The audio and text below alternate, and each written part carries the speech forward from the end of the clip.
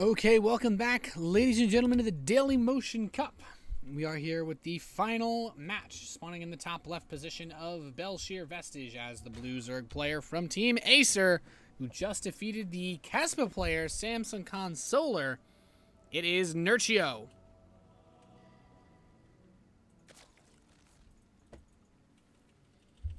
And spawning in the bottom right position, his opponent as the Red Protoss player from Team Evil Geniuses is Oz. With dat fast pylon and a fast scout to boot. Kind of interesting that he scouts this quickly with the probe. I guess Oz might know that there's a little bit of a reputation from Nerchio to do some weird builds, so he just wants to know what's happening. I guess Nerchio cleared something up with an admin to make sure that all was well. But this is the final match. Whoever loses this is out. Whoever loses this best of 3 is out of the Daily Motion Cup. Polt has already advanced from this group, so the winner of this best of 3 secures the second space out into the bracket stage. Keep in mind, there's only one more group to be played out, which is there's only one more game to be played out, which is the Group D with Innovation, 4GG, Life, and Todd. Gateway is on the way back at home for Oz. I'm wondering if he's still going to play Gasless like he did the first time around, and he did defeat Nerchio earlier. Quite handily, might I add, so that could make things interesting as well. But this probe just kind of dancing around. Oz is just chilling, like a villain. And he wants to make sure that the pool first happens, I guess. We'll probably go check now for the natural. He could try something crazy like Pylon Block. I'd be a little bit surprised, but I guess I don't know, he just wants to delay it.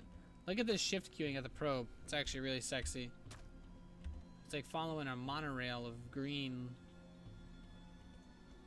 This is very annoying life for this drone.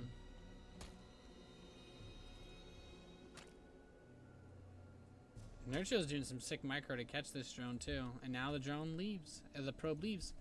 And Nerchio's got 4 lings on the way. Hatchery's starting, but the Nexus is also starting up.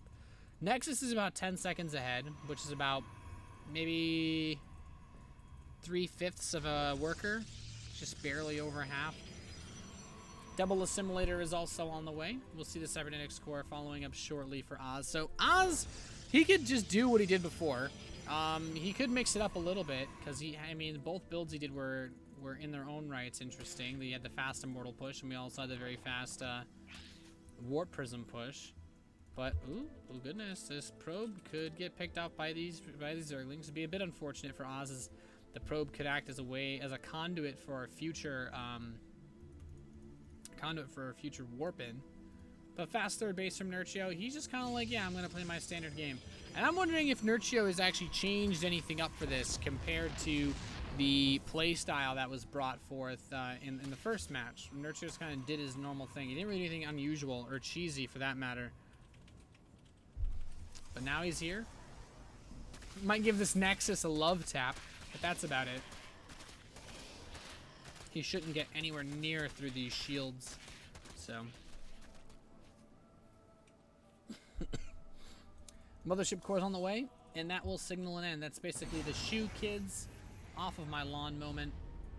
It just says, please leave. So. We do have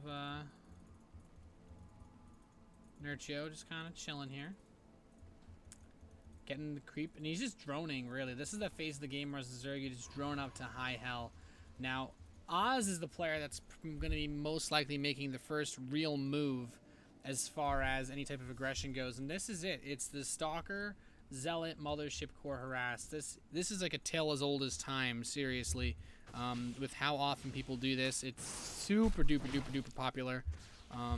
Just bringing early aggression can be so nice, and he's doing it. He's getting in his kicks out a few links. He's going for the Queen now. The Queen still has 75% of its health left. Now it's getting down below half.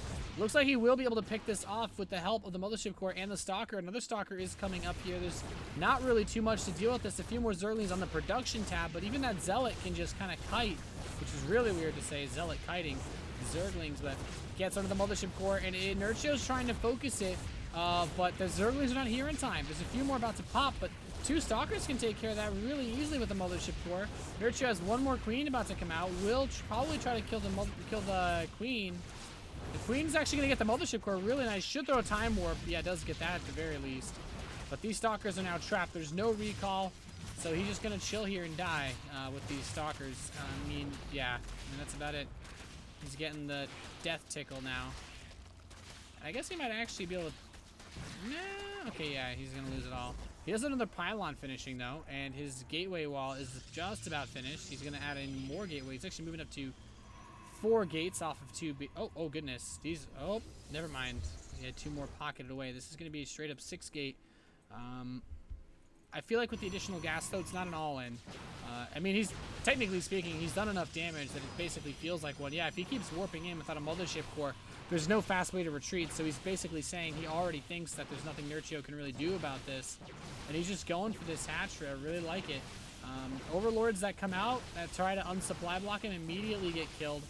And this does really limit the amount of units that Nerchio can make. He's taking a 3rd base on the left side, realizing, there's really nothing I can do about this. Some Lings will finish here. I'd love to see a force field to lock these in, and they'll come out at the same time with these Broodlings. This one Zealot will get caught, but worse things have happened, I'm sure.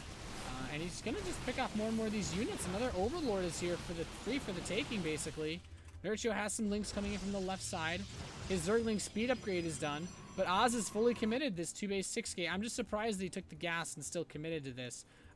It really allows him to get a lot of sentries, but the Zerglings come in, and this is where Zealots can be really, really useful. The drones are being pulled as well. He's got a nice surround on this Protoss army. Can Nerchio break Oz? He's got 2 Spine Crawlers about to finish as well. I think this could be enough to stop the attack from the Protoss player, and it seems to be. He's going to hold for now. He has the left side base. It's been scouted by this probe, so Oz can... Well, he's actually still making sentries.